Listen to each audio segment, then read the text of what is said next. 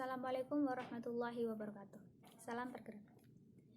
Alhamdulillahirabbil alamin wassalatu wassalamu ala asrofil anbiya'i wal mursalin wa ala alihi wa ashabihi ajmain. Yang pertama-tama, marilah kita panjatkan puja dan puji syukur kita kehadirat Allah Subhanahu wa taala sehingga kita dapat mengikuti kegiatan PKD 2020 ini. Yang kedua, sholawat serta salam tak lupa kita haturkan kepada junjungan kita Nabi Agung Muhammad SAW yang kita tunggu-tunggu syafaatnya di yaumul kiamah nanti.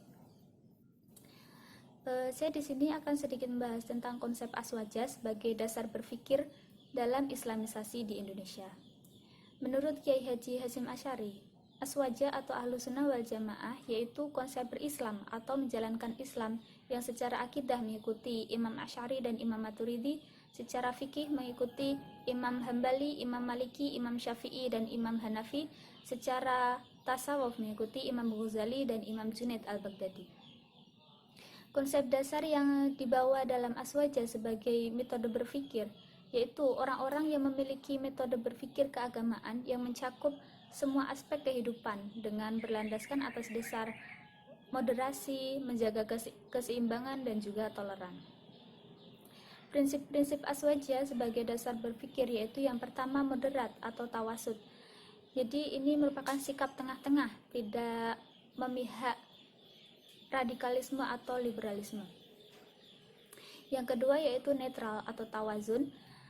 Sikap kita tidak menerima atau menolak suatu rezim. Yang ketiga yaitu toleran atau tasamuh. Sikap kita tidak membeda-bedakan perbedaan atau menghargai perbedaan sehingga kita tidak memaksakan kehendak kita.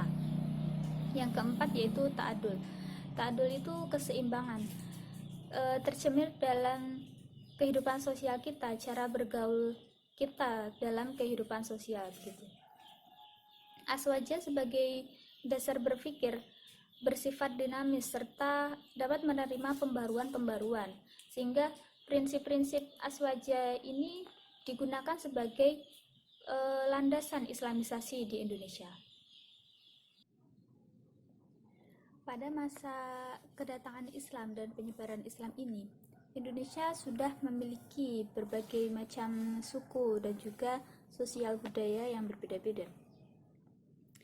Nah, agama Islam sendiri saat memasuki Indonesia mendapatkan perhatian dari mayoritas masyarakat yang beragama Hindu karena Islam dianggap sebagai agama yang lebih baik. Islam tidak memandang golongan dalam masyarakat dan juga tidak mengenal kasta. Proses Islamisasi di Indonesia ini juga lebih mudah karena ada dukungan dari orang-orang Muslim pendatang yang mengajarkan Islam dan juga golongan masyarakat sendiri yang menerimanya. Islam sebagai agama ini mudah masuk ke masyarakat karena cara yang dibawa oleh Islam ini dengan cara damai, tidak memaksa begitu. Dan juga menyebarkan Islam ini orang-orang Muslim menggunakan metode yang sesuai dengan situasi dan kondisi pada masa itu. Proses Islamisasi di Indonesia ini ada jalur perdagangan yang kontak antara pedagang dan juga pembeli, perkawinan antara orang-orang Muslim dengan pribumi, kemudian ada media seni atau tradisi Indonesia. Nah, pada masa ini